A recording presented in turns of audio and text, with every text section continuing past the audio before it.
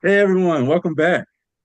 Tonight we'll be diving into estate planning, covering the key tools needed to ensure your assets are managed according to your own wishes. We're going to talk about what exactly is estate planning and the different components of an estate plan, such as wills, trusts, having a power of attorney, having healthcare directives like DNRs, which means do not resuscitate if one wishes to have that, beneficiary designations, making sure that your accounts, investments, funeral insurance, life insurance, or any other kind of insurance or accounts you have beneficiaries attached to it. And we're going to talk about the probate process, the importance of filing a will or deed at probate to make the will and or deed legitimate. Because if you don't file your will or deed in the probate office, it's not legitimate. It's almost like it doesn't exist. We'll also discuss filing a will. Well, I just said that. And we will also discuss what happens if the people in your care didn't leave behind a will. We're going to talk about what happened if you're in a situation where there is no will and it falls into state intestacy. Because those could be messy situations when there isn't a will and there's a lot of heirs.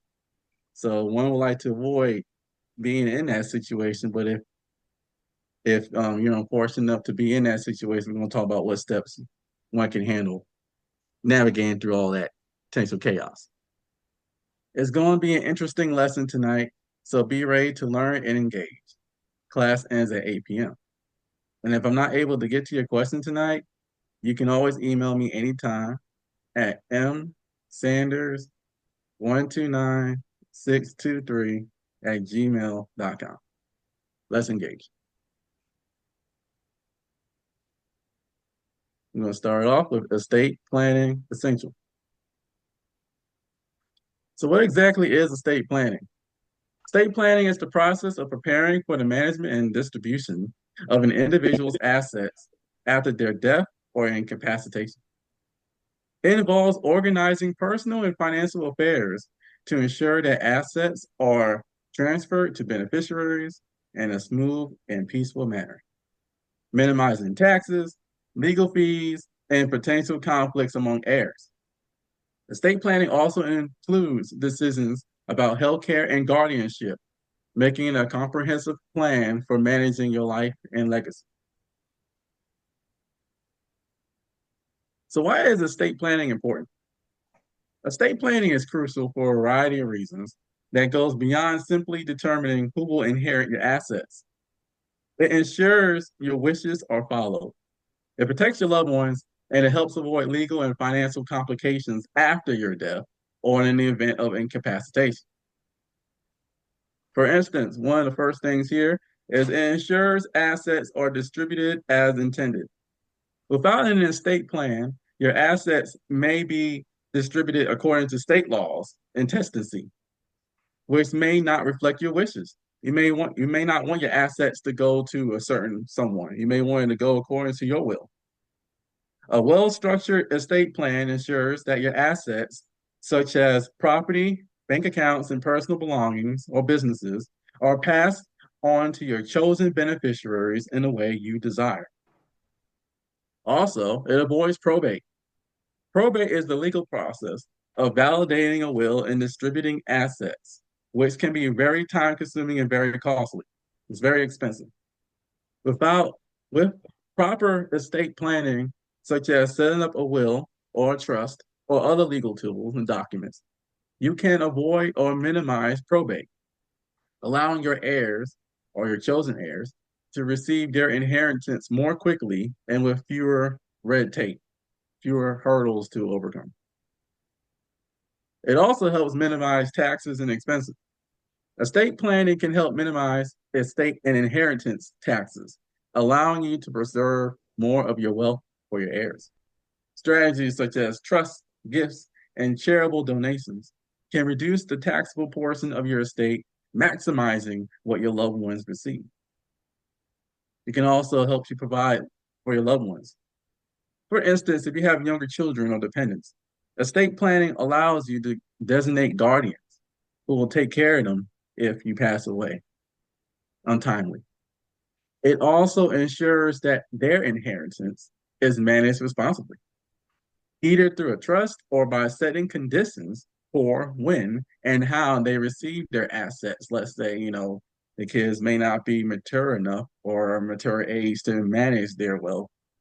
So you want to set up an age, like, okay, well, you'll get this fund when you reach X age, 18 or 21. You can do all that with a will or a trust.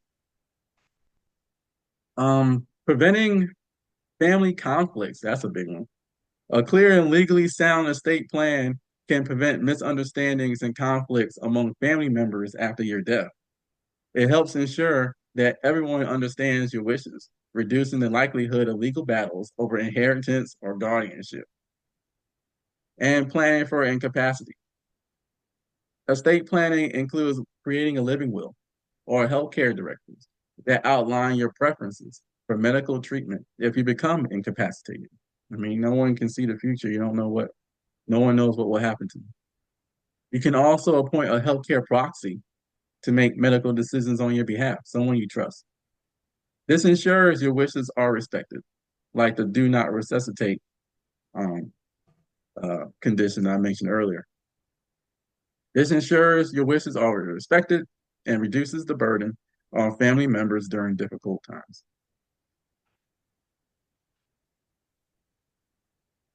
There are lots of components to an estate plan. You have your wills, your trust, your power of attorneys, and the different kinds of power of attorneys, which we'll discuss tonight. Healthcare directive, beneficiary designations, and the actual probate process, actually going about filing a will or a trust to probate to make it legitimate.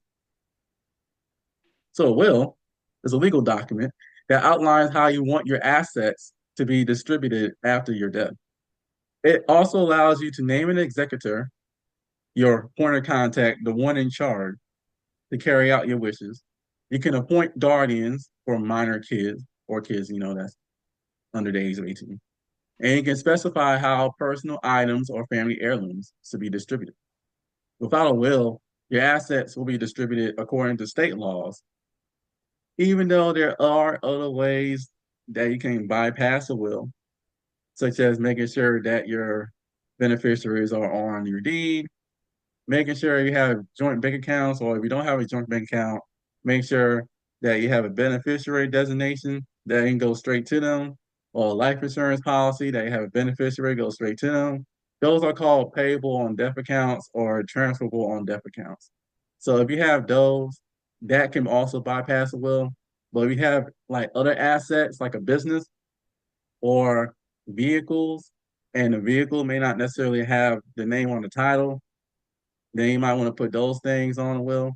Or if you're like you have like a lot of assets to manage and it's like very complex, then it can justify a will, but in other ways you can do things beside a will. But I digress. Without a will, your assets will be distributed according to state laws, with in the absence of all those other options, which in turn may not align with your preferences. Then you have trust, which is a legal arrangement that allows a third party to hold assets on behalf of the beneficiaries. Trust can be used to avoid probate, like wills, or those transferable on death or payable on death accounts or deeds. It can avoid probate, which is very stressful and very time consuming and very expensive. It can provide control over how and when assets are distributed.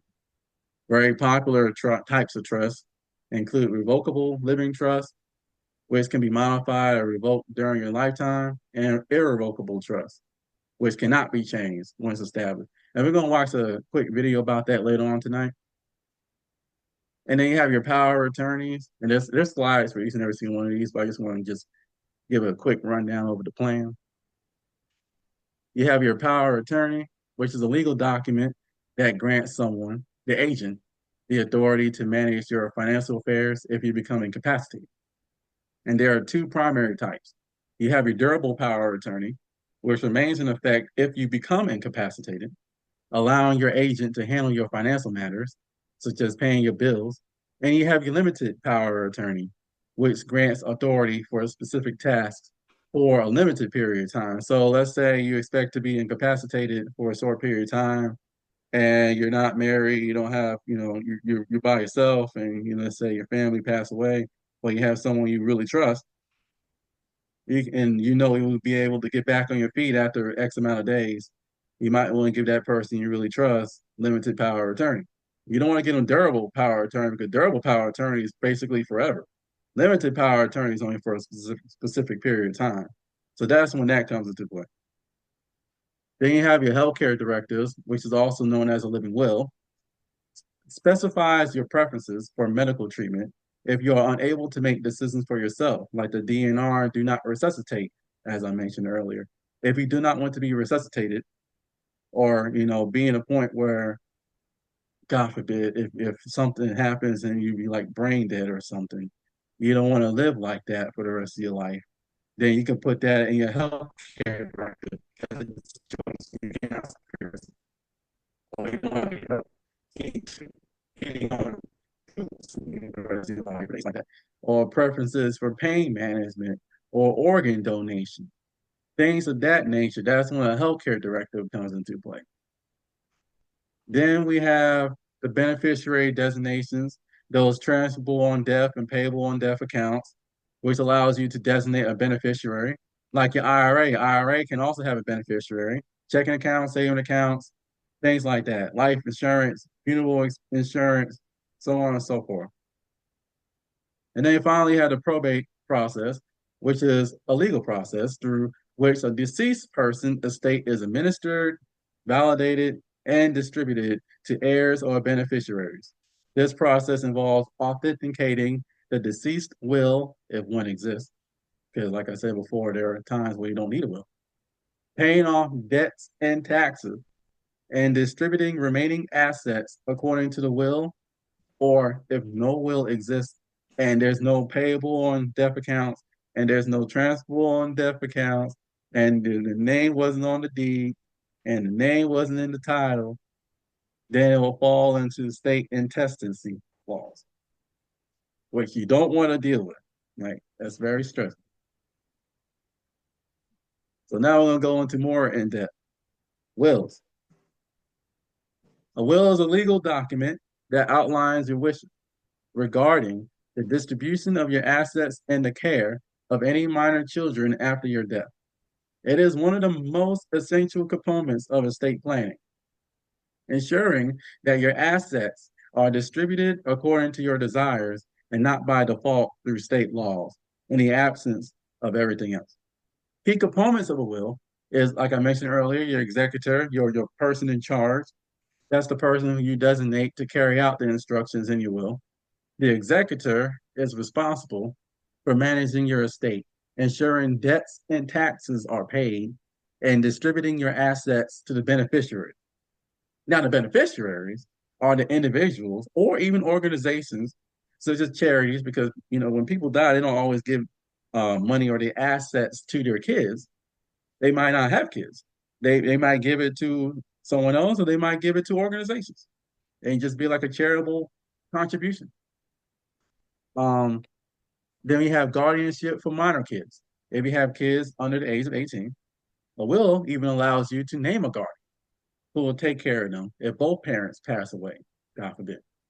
This prevents the court from appointing a guardian, which may or not align with your preferences. They could do that, and you do not want that to happen. You want to have control.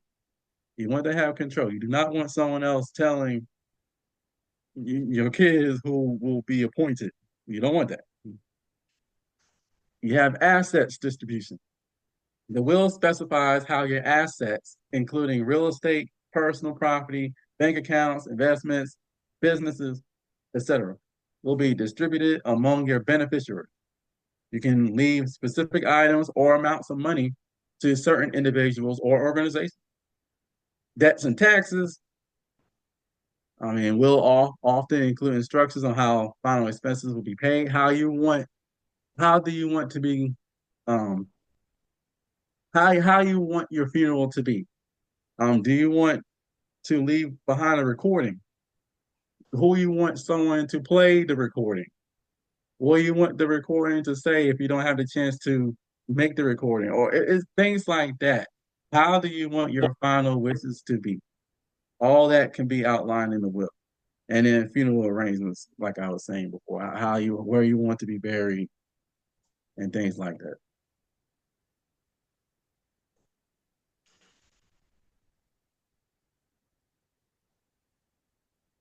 Pretty much touched all of these.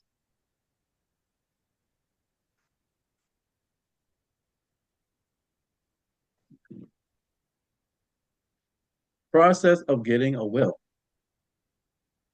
Creating a will is an important step in ensuring that your assets are distributed according to your wishes and that your loved ones are taken care of after you pass away. So here's the step-by-step guide as to how one go about getting a will. First, before you even consider getting a will, you want to consider your needs. You want to consider, do I even need a will? Like, are there other ways I can transfer my wealth without having to deal with this? Because wills could be kind of expensive, $300 to $500 plus, depending on the complexity of it. You know, we already mentioned there's transferable on death accounts. We already mentioned there's payable on death accounts. We already mentioned that if you put your name on the deed, it transfers to you. Do I need a will? You want to take an inventory of your assets and liabilities, such as your real estate, homes, land, and other property. You might want to have a will just to make sure everything is encompassed and will transfer clearly, or you can just make sure your name is on all the deeds if you own more than one property. Bank accounts, just make sure that you have it's properly designated to go to the beneficiary. Any personal property you have, such as jewelry, cars, art, and other valuables, that might a will might be needed for that, or you can just make sure you give it to or you may not have the opportunity to give it. It might have passed away untimely. So a will may be will may be necessary in that situation. Business interest. If you own a business, you need to include it in your estate plan as well. Who you want to take over your business, or who you want to give your business to. You might want to donate it to someone, and which to be people do that. Like what do you want to do? Debts and liabilities, liens, um, on your property. If there are liens, debts, taxes, obligations. Who you want to manage that? Who you want to pay that up? You need to decide who will inherit your assets. Identify your beneficiaries, the people or organizations. Then you need to choose an executor, someone you can trust, someone that is responsible. Then you need to name a guardian for your minor kids. You do not want to leave it to the courts to decide. Lord forbid, if you have kids under the age of 18 and both parents tragically pass away, you want to put it on your will. Who will be the guardian? Then you want to determine how those debts and expenses will be paid. And if you're in a situation where you have a very complex um, situation managing your assets and liabilities, most people don't. But if I'm gonna leave that in there just for education purposes. If you have like a big setup, like with the millionaires, like with Bill Gates and that's when trust come in. And we're gonna watch video on trust later on today. And then once you figure all that out, then you draft the will. That is when you hire an attorney, which is the most reliable way to ensure your will is legally valid and comprehensive. You want to find an estate planning attorney to do that. There's also do-it-yourself options out there. You just for educational purposes. There are other options out there like LegalZoom and everything like that. But personally, I would prefer to go to an attorney because they've been trained to handle it, and you know that it'll be done right. And you can look at them in the eye. You don't want anything happening to your wishes because you try to do it on your own. Like just go to an attorney and get it done, get it over with. Then you sign the will, you make it legally binding. You got to sign it in front of witnesses to do that. Most states is two. And it has to be notarized. It has to be notarized in order for it to be legally valid. And then you want to store the will in a safe place. Keep it safe. But keep in mind, it has to be filed in the probate office to be effective. So when the time comes, you have appointed your executor, and you can always change your executor. God, God forbid if you can always change your executor. You know, God forbid that your executor passes away before you pass away. You can always change your executor. You can always change the beneficiaries. You can always change the contents of your will at any time. You can always do that. But then once that time comes and you pass away, it is the executor's responsibility to file that will to the probate office in order for it to be legitimate. And the cost of creating a will on average is about $300 to $500 plus, depending upon the complexity of the will. Of course, online options are cheaper, but like I said, I always prefer to go to an attorney, even though it's a little more expensive. You want it to be done right. You want the will to be done right, so it's important to go to the attorney.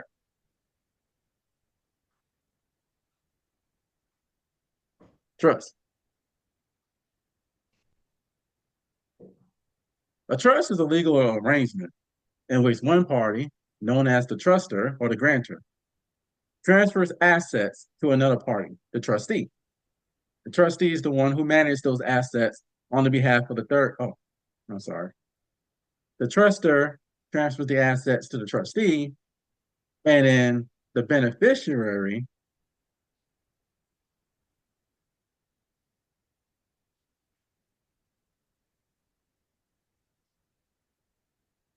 I'm getting my legal terms messed up today. Okay, trustor transfer it to the trustee. The trustee is the third party, and the assets are to be managed by the beneficiary, or it'll be given to the beneficiary instead of the beneficiary managing it themselves. Trust could be kind of complicated. People wonder like why would we even need a trust in the first place? You can just have a will or all those other payable and deaf accounts or transferable and deaf accounts. But it's like the whole thing with the executor, you have the trustee manage your assets like a foundation, like the Bill Gates Foundation or all the other rich people like Elon Musk. He has a foundation and things like that. You have your board of trustees that manage the assets, which is the third party. And then they manage the assets on the behalf of the beneficiaries. That's pretty much what trust comes in. And to further illustrate what exactly is a trust, because trust can be kind of complicated, here's a 2-minute video by the Bloodworth Law Group explaining what exactly is a trust.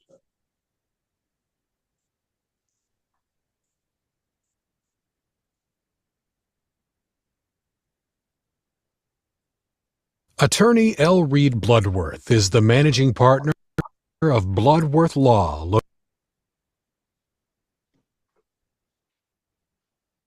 located in Orlando, Florida, with offices in Winter Haven, Florida.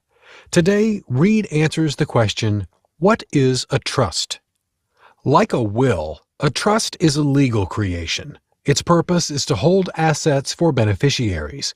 Trusts are traditionally used to minimize estate taxes and avoid probate court, among other benefits, as part of a well-crafted estate plan. A trust is a fiduciary arrangement that allows the trustee to hold assets on behalf of the beneficiary or beneficiaries. Trusts can be arranged in many ways and can specify exactly how and when the assets pass to beneficiaries. The type of trust defines who controls it and how and when trust funds may be accessed and used. There are many types of trusts, including revocable trusts, irrevocable trusts, and living trusts. In a revocable trust, the grantor controls the trust and controls those assets for his or her lifetime. It is revocable. It may be changed during the life of the trustor. In an irrevocable trust, the grantor puts items into the trust but relinquishes control of those assets. A trustee manages the assets for the duration of the trust. In a living trust, a trust is created while the grantor is alive. Unlike a will, a living trust passes property outside of probate court. Trusts are very beneficial in terms of estate planning. A trust is another method of estate transfer, a fiduciary relationship in which you give another party authority to handle your assets for the benefit of a third party, your beneficiaries. The Bloodworth Law estate planning team handles probate, guardianship, and estate planning services for clients across Florida in the city and courts where you live. When you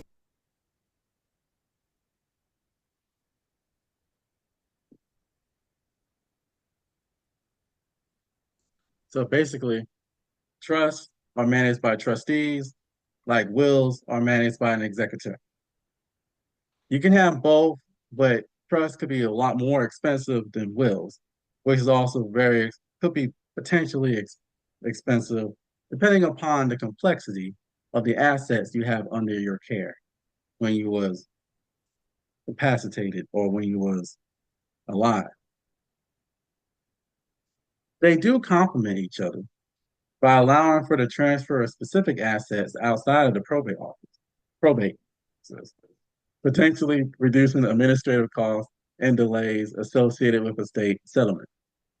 They provide a mechanism for managing assets during the grantor's lifetime and can offer flexibility in addressing complex family situations or providing for beneficiaries with special needs. Trusts enable individuals to customize their estate plans, supplementing the instructions provided in a will to ensure comprehensive asset management and distribution according to their wishes. Now, it depends on your needs, though, because, like I said before, a lot of people really don't need trust because trusts are kind of really expensive to implement. We can just make sure that they could be on a beneficiary or an account or bank account, or you can just have a will that you can just go to um your kid if they're a minor kid, if they're in a minor age, like under the age of 18. You can just make sure that, okay, well, you cannot use this until you turn 18. And just make sure the executor can manage the assets until the child turns 18 or older. Like to me, off the top of my head, that's probably the only real reason probably people will have trust unless they manage like $1 million or more in assets, which is a crazy and unmanageable amount of assets under management.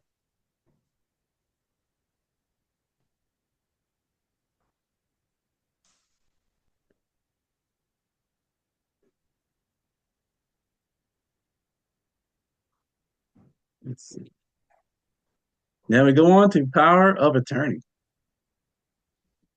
There are four main kinds of power of attorneys.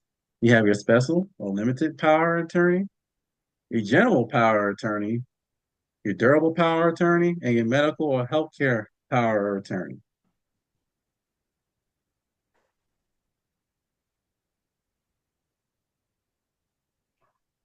A special power of attorney, which is also known as a limited power of attorney, is a legal document that grants someone, the agent or the attorney, the authority to act on behalf of the principal, which is the person, or the agent, for a specific task for a limited period of time. Unlike a general power of attorney, which we'll explain in the next slide, that grants broad powers to manage all aspects of the agent's affairs, a special power of attorney is restricted to certain activities or decisions as outlined in the document. When a person will use a special power of attorney when they have like real estate transactions, if you're selling or purchasing a property but cannot be present, you can authorize someone else to complete the real estate and transaction on your behalf. You don't have to actually be there. You can appoint someone else to do it. You just gotta make sure you get them special power of attorney, which will expire at the end of the transaction. It doesn't persist. And then you have certain financial transactions. You might want to grant someone the power to manage a specific financial account for a certain period of time. Let's say you go on vacation or things like that. These are some of the kind of methods that wealthier people do. But for educational purposes, I want to teach you because you never know. You never know. It's a good knowledge for everyone, even myself. Like I hope one day, I could use these kind of knowledge, these kinds of things, like have assign a special power attorney to someone. Like I'm like, okay, well, I'm going on vacation somewhere. Like, well, I'm gonna give you this special power while I go away. But there's also trust. You gotta make sure you can really trust that person to do it too, because if you don't trust them, then then it's best to handle things yourself. Then you have legal representation. You can appoint an agent to represent you in legal matters if you're unable to attend a court date or deal with certain legal procedures. Now, this one is more relevant. You really see this a lot, and hopefully, we don't get to that situation where we might face legal trouble, criminal or civil. And say, okay, well, we're going to have an attorney to help us. We may not be able to be there. Then, well, you will give that attorney special limited power attorney to represent you. Oh, there's also business matters and even healthcare decisions. In some cases, a limited power attorney may grant authority to an agent to make specific healthcare decisions, though this is often handled through a broader healthcare power attorney, which we'll discuss later on. Then we have our general power attorney,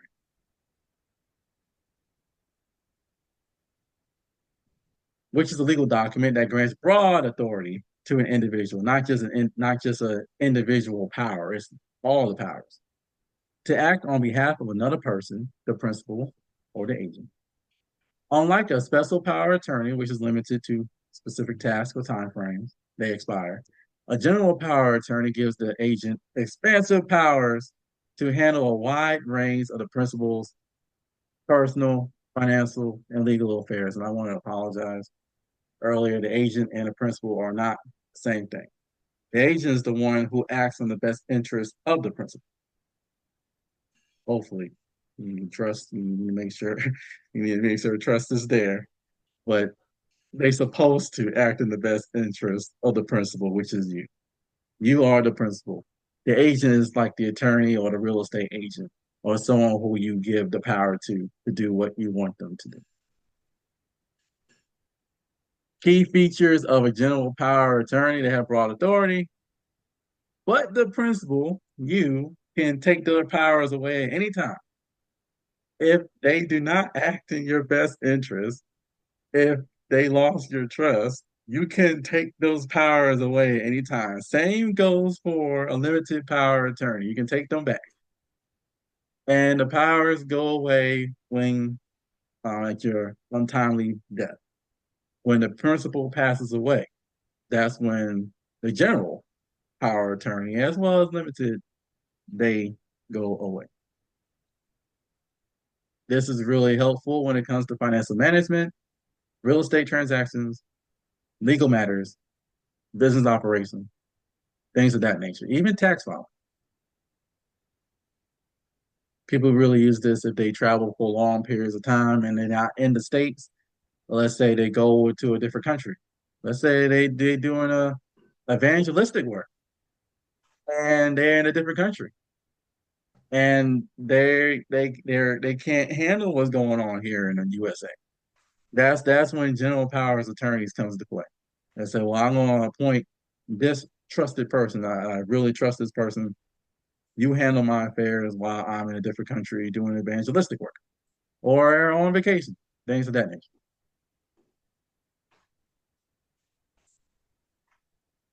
Then we have our financial power attorney. Let's say, well, I don't want to give them broad powers. I just want you to handle some financial matters. That's when a financial durable power attorney comes in.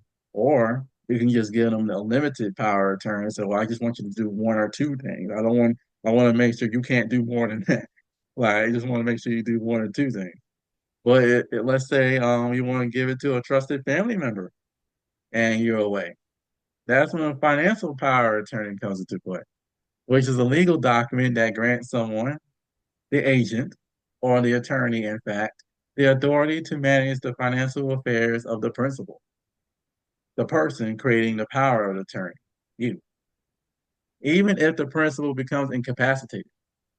Unlike a general power of attorney, which terminates if the principal becomes incapacitated, a durable power of attorney remains in effect until the principal's death or until it is revoked. This power, unlike all the other powers, can be taken away if the agent, the person who you trust, lost. If you lost trust in the agent, you can take their powers away at any time. So there's nothing locked in. But this one will persist even after the principal, you, becomes incapacitated. So you have to be really careful with a financial power attorney. And the next one as well, the healthcare power attorney, you have to be very careful because those two do not expire when person becomes incapacitated. They do not. So you gotta make sure because you don't want to be in a situation where I could take your powers away, but I'm incapacitated mentally, Lord forbid, and that person you lost trust in that person, and you don't want to be in that situation where you gave someone powers over you and you don't trust them. You don't want that. So like you just gotta be really careful when you sign these different kinds of power attorneys to people. Like give it to someone you can't trust.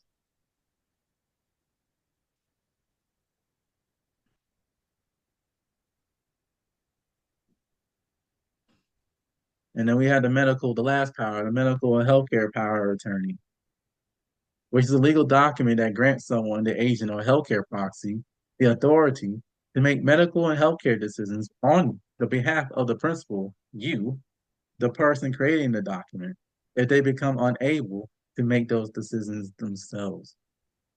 This document is critical for ensuring that your healthcare wishes are respected if you're incapacitated or otherwise unable to communicate.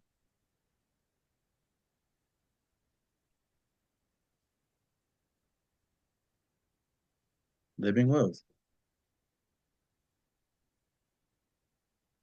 Do anyone have any questions so far?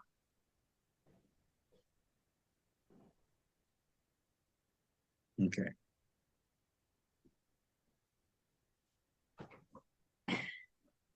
Living wills. I Oh, do I do have a yes. question. Yes. Uh-huh. If you had a person that needed assistance with establishing a trust, would you be willing to offer assistance with that? Or I guess my question is, are you able to work with setting up trust? That's the My sisters thing. had discussed this a while back about how we thought we possibly needed one, and we just haven't done anything as far as the trust. But just in case someone needed it, would you be willing to offer assistance? As a financial coach, I'm willing to help navigate the different options, but I'm not an attorney either, Okay, unfortunately. And I say that because I don't have the power. got Like you. only attorneys have the actual power to like make it like write it and draft it up.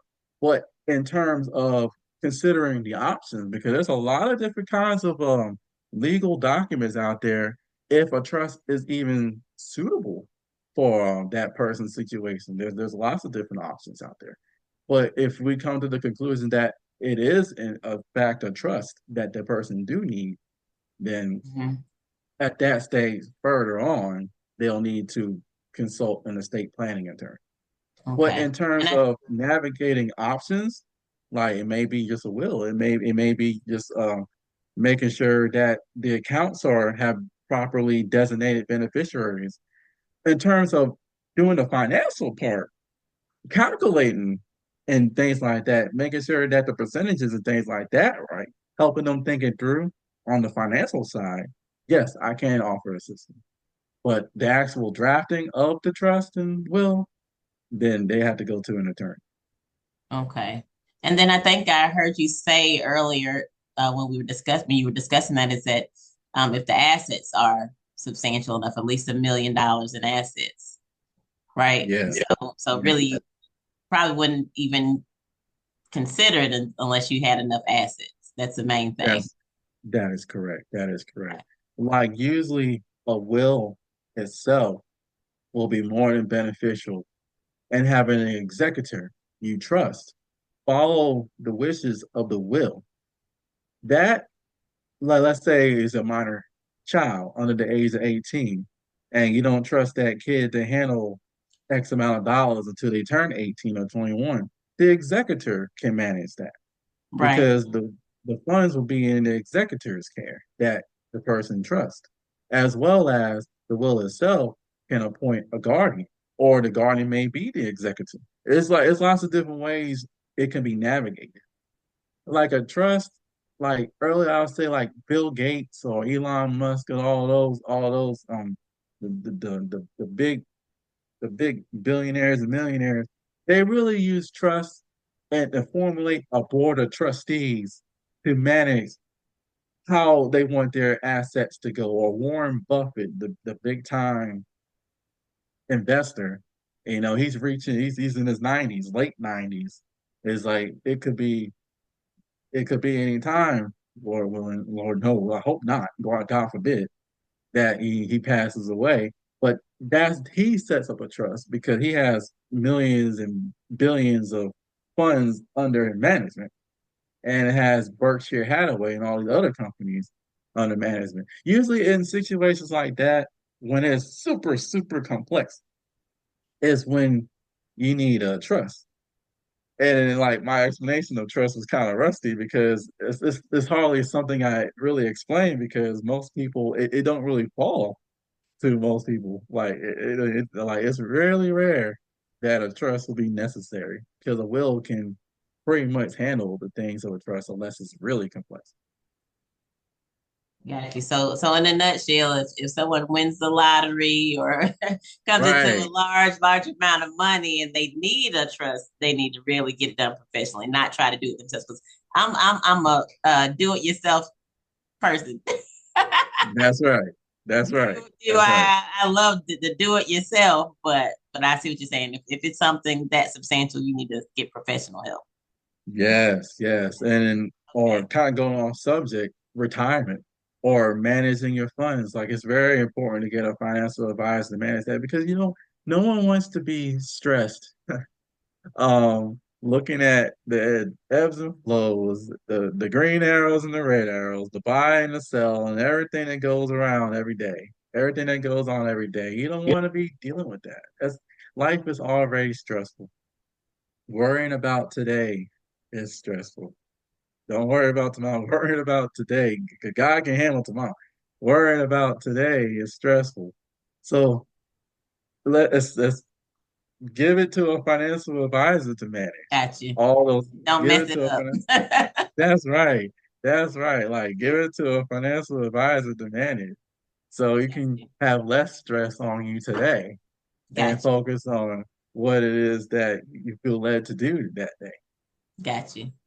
Thank Mhm. you. No problem. But yeah, I mean, in terms of the financial calculations, because it's allocations and things like that, percentages, planning it out. I always, I am interested to help whoever needs to help with that. But living wills. A living will is a legal document that outlines your preferences for medical treatment and healthcare decisions in case you become incapacitated and are unable to communicate your wishes. It specifically focuses on end of life care and allows you to specify whether you want life sustaining treatments, such as resuscitation or artificial ventilation, under a certain medical condition, which goes into dialysis, pain management, CPR, which is the resuscitation, um, feeding tubes, having feeding tubes, if you want that in you or not, having organs taken out. All that can be in a living will. If you don't want anything like that happening to you, you put it in a living will. And they have to respect it by law. They have to respect your will. If you're in a situation where you're incapacitated and cannot speak for yourself, that's when a living will comes in.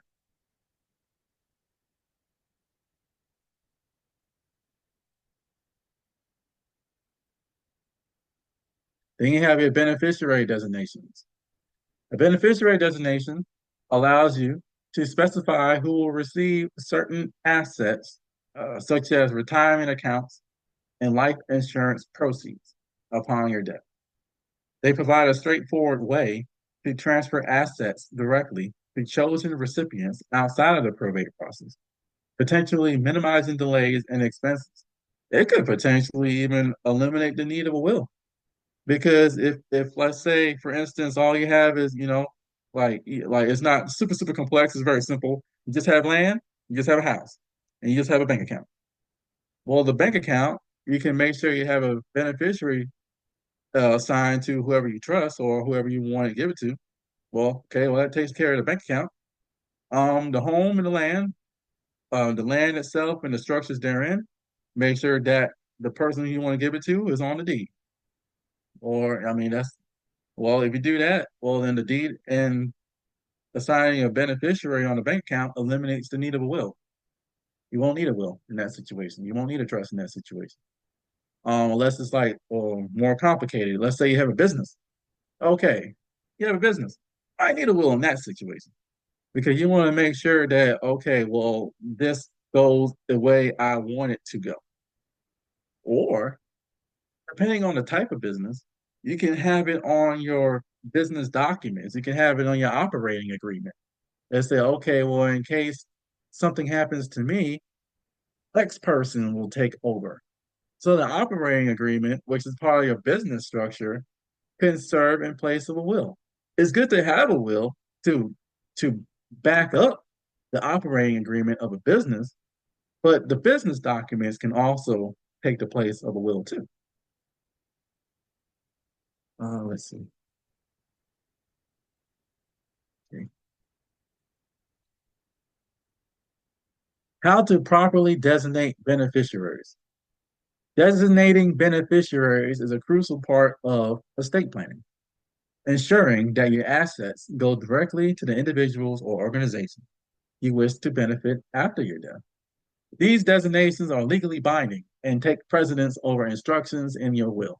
So it's essential to do it correctly. First, you need to identify the accounts or assets requiring beneficiaries, like your 401ks, your IRAs, other retirement plans you have, then your life insurance policies or burial insurance policies. Make sure they have beneficiaries. Bank accounts, make sure they have beneficiaries. Investment accounts, real estate, those deeds I mentioned earlier. Vehicles, you might need a will for vehicles, or make sure that if you're married, make sure your husband, wife is on the title. Um, make sure they're on the title. But if the kid is a minor child, well, then that's when the will comes into play, and you have to assign an executor. You have to assign an executor, and then the assets can go to the executor. And when the executor decides that it's the right time for the kid to have it, or if you specifically written in the will, the kid gets it at age 18. Then the vehicle goes to the kid at age 18. Things like that. Vehicles and other personal property like that outside of homes and land, which is actually considered to be real property. Homes and land is real property. The things that are movable, vehicles, and things of that nature, businesses, in addition to any other business statements or agreements that you needed to have when you have created your business. Let's say you had an LLC and you need an operating agreement or things like that. When you have officially formed your business, I believe they call it articles of incorporation. If you don't, you can also update that too and say, okay, well, make sure that person is in those articles. Make sure that person is in those operating agreements and things like that in case something happens, or you can change your point of contacts, so on and so forth. But really, other things like personal property or jewelry or things like that, you didn't have the opportunity to give it to whoever you wanted to give it to, or if you have pets, like okay, well, I want someone else to manage my pets. Like who will take care of my pets? Oh, that will be in a will. So things like that. Your heirlooms. You want to determine the primary contingent beneficiaries. Primary beneficiaries, these are the individuals or entities who will receive the assets directly upon your death. But let's say they have passed away before you have passed away, and you didn't know that. You can also assign what they call contingent beneficiaries. These individuals or entities inherit the assets if the primary beneficiary pre-deceased you or is otherwise unable to inherit. And then when you do it, make sure you use the full name, no nicknames. When you're designating a beneficiary, you want to put their full legal government name on there. There you got to go with their government name. Make sure you got the social security numbers. You put that on there. Birth dates, address. You gotta do it specifically because if it isn't spelled correctly, then that could cause delay. You have to make sure that that name is spelled like it says on the social security card, like it says in the birth certificate. You gotta be really specific because any delay, any misspelling of the word can make it that beneficiary appear to be illegitimate. We gotta be careful. Avoid vague designations such as my children or my spouse or my heirs. You gotta be specific. You gotta say the government name or names of the person or persons you want to designate your assets to. Ambiguity isn't good. You have to be very specific. And you have to clearly define percentages or amounts. I want to give this person X amount of dollars, and I'm going to give that person X amount of dollars. If it's half and half, you gotta say 50% to this one person, 50% to other. If it's 20%, 30%, etc., you gotta be specific. Then you gotta review it and comply with rules with different accounts. Let's say you have a retirement account and you're married and let's say it was a joint retirement account, which I'm not sure they might have joint retirement. To my knowledge, I don't believe they do. I believe it's an individual retirement account. But let's just say, for instance, there's a joint retirement account. It's more like a joint checking account or a joint saving account. So let's just say you have a joint savings account and you want to put it in a will. You might need their consent. If it's a joint marriage account, you're going to need the consent of your spouse to name someone else because that account isn't just yours. Or pension plans, they might have rules with pension plans if you have a pension. They might have rules like you got to follow the rule of the administrator of the pension plan to make sure that you can properly designate beneficiaries. And most pension plans do. You just got to contact whoever is in charge of the plan and do and follow their instructions.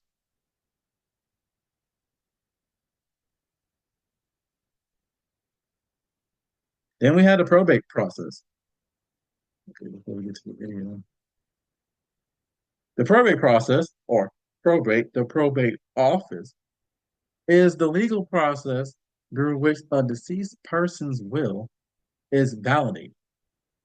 Their debts are settled and their assets are distributed to beneficiaries. Here is the place, the probate office, which is in every courthouse, where I believe where the county seat is in, which is in Escambia County. It should be Bruton, Alabama.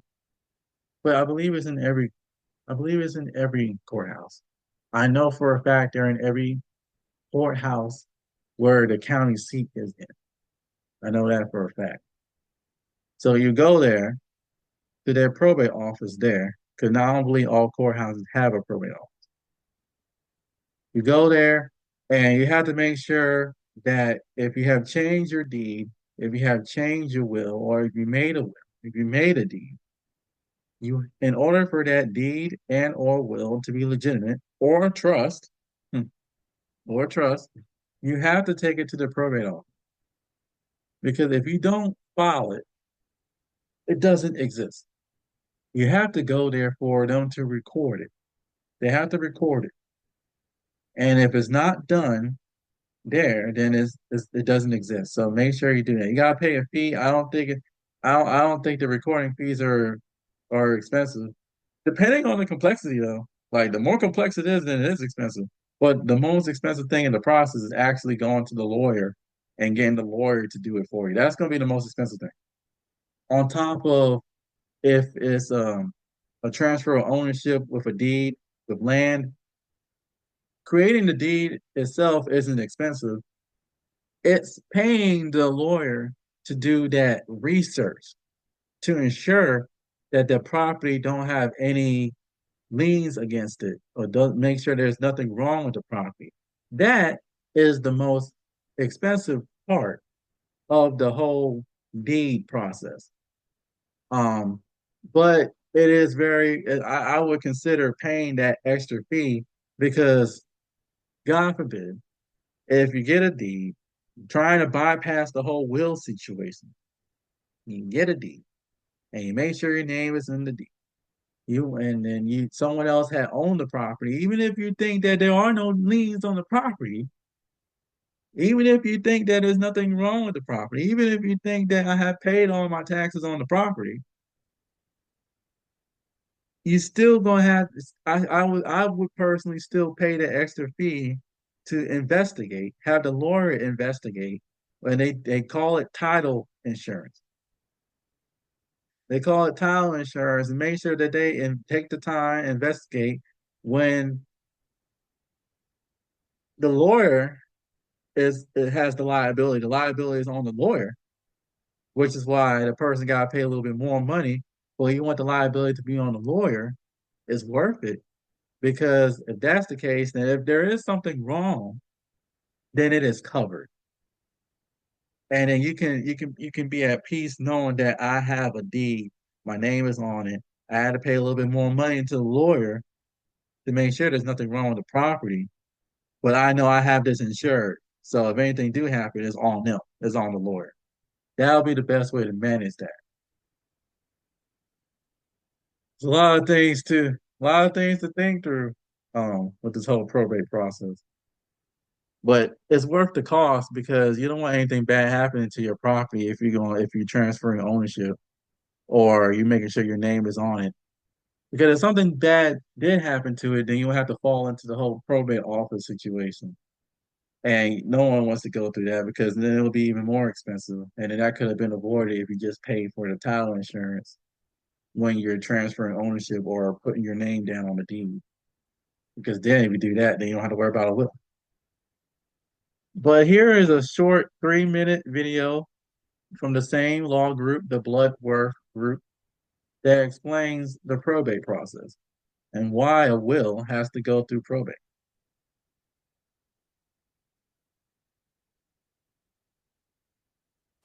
Hi, I'm Reed Bloodworth, Managing Partner of Bloodworth Law with offices in Orlando and Winter Haven, Florida.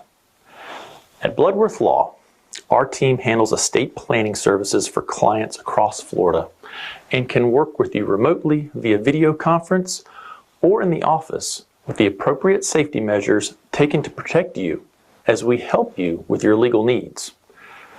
In this video, I'm going to discuss the probate process and why a will has to go through probate. Probate is the legal transference of titles of assets of the creator of a will, the testator, to the will's beneficiaries. If there's an asset for which there is no beneficiary named, which means there's not a payable on death beneficiary named within the asset, then it has to go through probate. If there's a will, then the will directs where an asset goes. However, there may be problems with the will which ensures that it will go through probate. If an asset has to have its title transferred after the testator dies and there's no named beneficiary, then it has to go through probate whether or not there's a will. For example, probate is necessary when a testator is married and they live with their spouse in a house which is their homestead. But in this scenario, the house is only owned by the testator. Under the testator's will, he attempts to leave the house to someone other than his spouse. However, pursuant to Florida law, the testator is not allowed to do that. Under Florida law, the spouse is entitled to a life estate in the house so that they can live in the house until they die. Alternatively, the spouse can take 50% of the value of the house, and the remainder would go to the beneficiary named in the will. Florida law does not allow a testator to leave their spouse homeless. Sometimes people attempt to do this, but if and when this fails, you're going to have to go through probate. What if there's children? What if there's an ex-spouse that the home was promised to? There are many situations where you may incorrectly put in your will that you want X to happen, but just because you put it in there doesn't mean that you're allowed to do it. For example, if you created your will and you've accumulated quite a lot of money, and you put specific amounts into the will stating child A is going to get $10,000, and this person will get $10,000, and this person will get $5,000. But at your death, your assets have decreased or increased. Then the specific amounts have to be adjusted and will have to go through probate. Creating a will and estate planning are not do-it-yourself projects. If you're over 18, you should have your estate planning completed and your legal documents reviewed by an attorney. Again, I'm Reed Bloodworth, the managing partner of Bloodworth Law.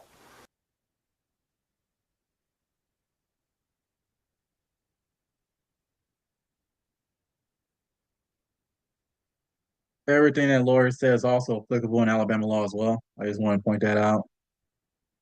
And yeah, since there's a lot of issues with wills to the point that as issues I would say loopholes, or if not loopholes, blunders, oversights. I think oversights, failed oversights, I think that's a better term to say. If you're doing it yourself, you're not gonna see everything. You're not gonna see potential blunders, potential pitfalls. I think that's a better word. Potential pitfalls. And you can fall into some of the mistakes the lawyer said. It's like, well, this asset didn't have a title. Maybe if I would have, brought it to a lawyer and discussed it with a lawyer and had worked with the lawyer on it together, then that's when the value comes in. You would have worked through all those different pitfalls that you might have fell into if you're doing it by yourself. That's why it's so important to get a lawyer to manage your will, especially if it's dealing with personal property or businesses. It's just you don't want to leave it to chance. You don't want to take the easy way out, the cheap way out. You want to make sure this is right because this is your legacy, and your legacy is very important. So, steps for the probate process. Probate process can be very complex and time consuming, but understanding the steps can help you navigate it more smoothly. First, you have to petition for probate. The executor name in the will or another interested party typically files a petition with the probate court to open the probate process and admit the will for probate. You go to the probate office, the executor, the one you choose, go there, and that's what he or she officially would have to do. Then the probate court notifies heirs, beneficiaries, and creditors there is debt remaining for the person passing and in the will, as well as any other interested parties about the probate proceedings. Then the probate court reviews the will to ensure its validity.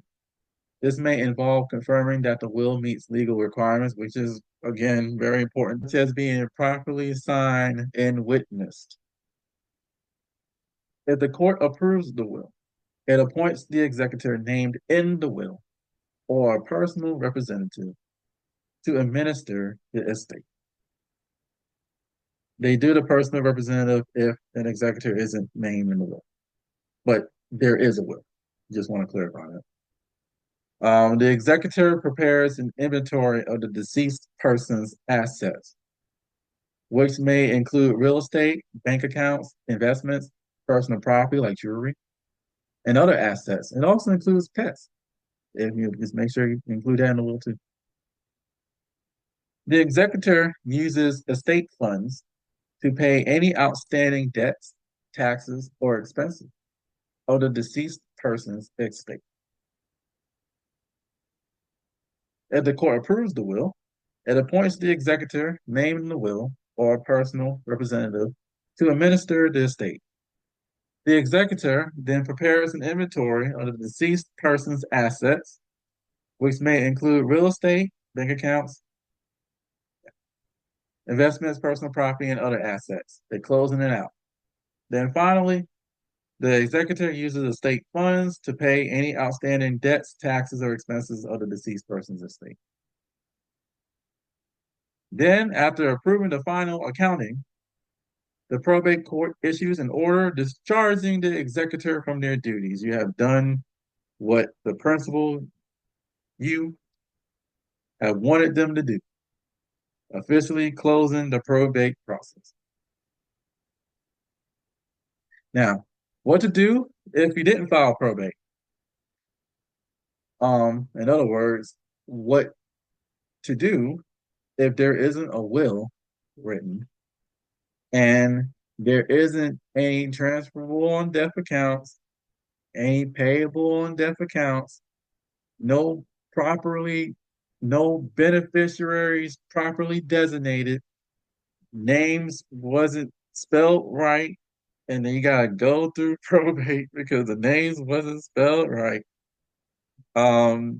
Names wasn't on the deed. The business didn't have a clear line of succession. Just anything that can go wrong went wrong. You try to do a will on your own, and then something happened, it blew up, and you gotta go through probate. Anything that could have went wrong. What to do if you're in that situation? If you haven't filed a probate or something went wrong along the line, um, you got a deed done by the attorney, and you didn't get the title insurance with it, and then something happened along the line, and then it was a lien on the property, and it wasn't able to successfully transfer to you. What to do? First, you have to consult with an attorney. You got to seek guidance from an attorney experienced in probate law. They can assess your situation, provide advice on the best course of action. You got to understand state laws. I believe there's a time limit. When someone passes away, I believe there is a time limit for the executor to file the will, if there is a will, to the probate office. I don't remember what the time limit is, but it's not, you don't have an unlimited period of time. And that could be very stressful during that time period when you lost someone. But the executor have a responsibility to file your will to the probate office. They have that responsibility. So the principal, you have to really think about who you want to choose that you know in the event of your untimely death will handle those responsibilities in the midst of of such a tragic time. You gotta consider small estate procedures. Some states often offer simplified probate procedures for estates below a certain threshold. If the estate qualifies, you may be able to use these procedures to transfer assets without full probate. Yeah, depending on the amount, the the the the worth of your estate, you may or may not have to go through this. That's one of those things where you need to consult an estate planning attorney, whether if the size my of my estate qualifies even having to go to probate. it might not have, you might not have to. However, if you own land or a home or a business or vehicles, any other kind of personal property, you have to make sure that you cross your T's and dot your I's with all that. Because if not, Question. then yes, what you got? Is it least um restrictive or least it expensive to request a probate or hire a lawyer in the case of um property have been that has been deeded to or willed to siblings? It'll be more beneficial to contact an attorney in that situation. You want to make sure that a deed is legally binding and correct. And as long as and filed. You want to make sure the deed is legally binding, correct, and filed. Now, you said, is that deed part of the inheritance, or is that on the deed? It says currently that it's going to go to who you said, you and your siblings. Hmm. Well, say for instance, there's a case where you have three siblings Mhm. who it's been deeded correctly, but however, two siblings get together and they say, well, we're going to restrict this person from any use of the property. Or like if we rent the facility out or the home out, Airbnb, we vote to say, okay, well, we're just gonna divide it between us two. And Mhm. I No, it's better to just to sell the property and then divide it in three ways for it to be fair because it's deeded to three siblings. For the property is deeded, the house is deeded to three mhm. siblings. Now in that scenario you just said, the deed itself has to say, two of the three interests, two of the three parties have the right to overrule No, another. It, it's not it, that. There's no, it doesn't it didn't have say that. that. And so that all parties are equal. And that's Mhm. how it was in the will. All three siblings are equal. Mhm. If it says that and doesn't say anything else, then you have to have all three people's signatures. You have to have all three interests to sign off to do whatever it is that all three agree to do. You have to do that by law because that's what the contract states. Now, in this situation, I would say it'd be more comfortable to talk to an attorney. But if the deed itself says that it's just purely three people and your government names are on there, have an equal share of this property and doesn't say anything else. And it is a warranty deed. And it is like the warranty deed is like the most absolute form of deed. It's like no one can contest that. And if it says that it's just your three, and then Mhm. you three have equal ownership of that property, then that's legally binding. Yeah. That is legally binding. There is no two people outvoted the other person. You can't. There's no such thing as being outvoted. As long, but here I will say this: let's God forbid, um, someone passed away, and that one interest had the responsibility to transfer ownership to the next one in line. And you might need to consult an estate planning attorney on that. But if they did not transfer ownership successfully, then it might just be two parties. It's because it goes by the names of the deed. It goes by the names of the deed. Now, if someone has a power of attorney representing that interest, well, then the person who has the power of attorney over that person will be the spokesperson for that person.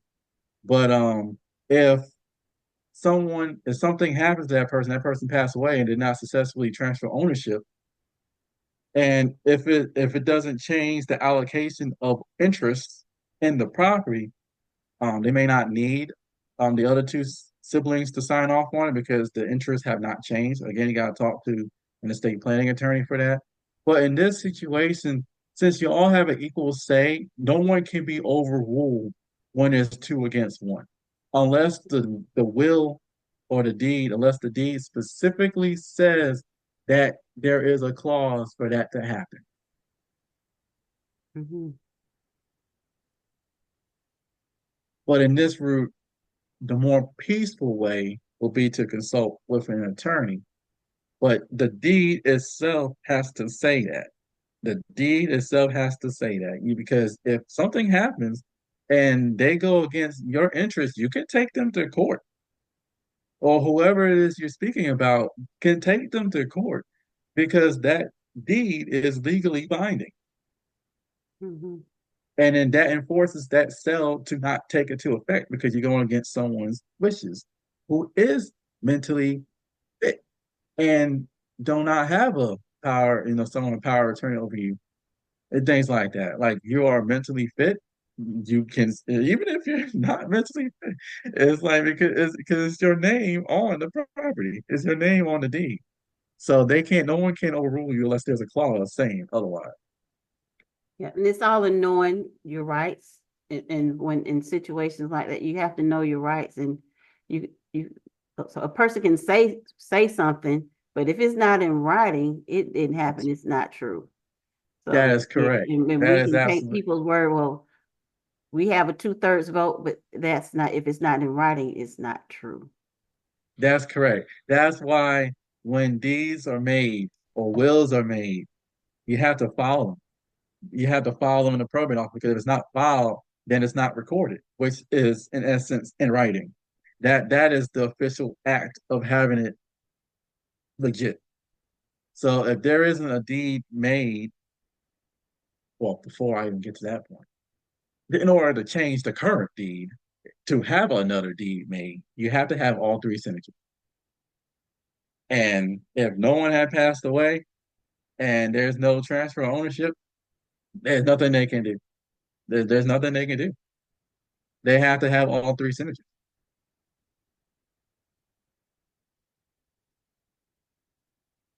You have to know your rights. So that person have to know their rights because you can take them to court and the courts will not enforce it because the courts, in the end of the day, they enforce deeds. They all legal contracts.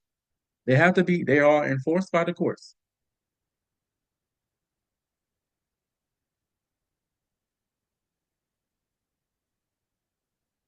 Any other questions about, we're about to be almost done with this.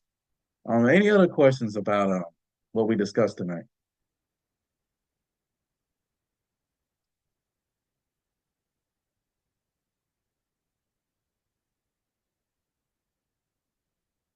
And like I was saying, with estate planning, you can if there are lots of resources out there that can help you, such as estate planning attorneys, financial advisors. Um, if anyone needs any assistance trying to figure out what the best course of action is, like, do I even need to go through a trust? Do I even need a will? Like, I'm also available. I mean, but if we come to the conclusion that we need to do a will, the best person to handle the will is the actual attorney. But to help think it through, like, do I even need a will? Can I just designate beneficiaries? Then yeah, like to think it through, yeah, you can always reach out to me for that. But you just gotta make sure that your deeds, your wills, your legal documents, are all done right. Because your legacy is very, very important. And you don't want nothing to jeopardize that. This has been a really good teaching, really good lesson. Um, I don't know if anyone has seen in the news, Quincy Jones's children feuding over his assets. So it's always good, no matter, try try to make it clear your wishes. Yes, yes. There's nothing, in my opinion, well, besides God, more important than making sure that your legacy on earth will continue on. And I mean, to protect your kids, to protect the people you care for, who cared for you. It's very emotional. and you want to make sure that this is done right. Like this isn't something to be fooling around with. You want to make sure that you got all your ducks in a row here. You want to make sure that you know when that pen hit the paper, everything is legally correct according to whatever state you have property in, whatever state you have an interest. It's emotional. And it's a quote here by Dave Ramsey. He's a big time financial advisor. It says, "A will is a love letter to your family." There's nothing to me um, more profound or clearly express a person's love than knowing where their heart is. And a will does that. A will shows people where your heart is. Um, who you put in your beneficiaries, who you put in your business interests, who you who you who you want to take care of your pets. Like like there's nothing more clearly showing that how much you care about someone than doing this kind of stuff. Estate plan.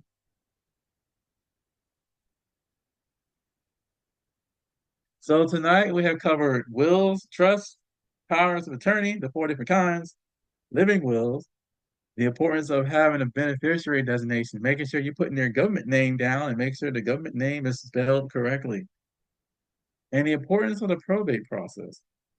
And we cover what happened if you have to go through the probate process and you had a will and the will wasn't done right, or something just happened and it just fell out. It fell to pieces, cookie crumbled.